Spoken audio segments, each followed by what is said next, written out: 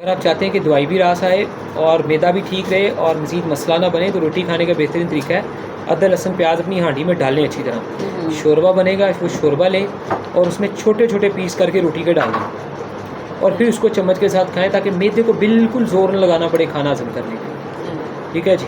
और गलती से भी पानी ज़्यादा नहीं पीना,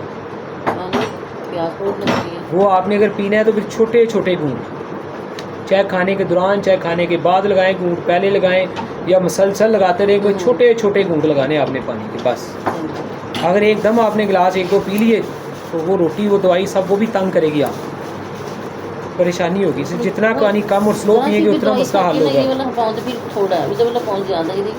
वो स्वेलिंग सोजिश निकलेगी जब प्रॉपर अंदर से बीमारियाँ निकलेंगी। अभी जो लूज मोशन लगते हैं वो सिर्फ 19-20 जो जिस्म का पानी है वो कम होता है, लेकिन कोई चर्बी कोई चीज़ कोई फासद बातें बॉडी से वो नहीं खारिज होती। तो बेशफा भी हाँ 15 कैप्सूल हो गए।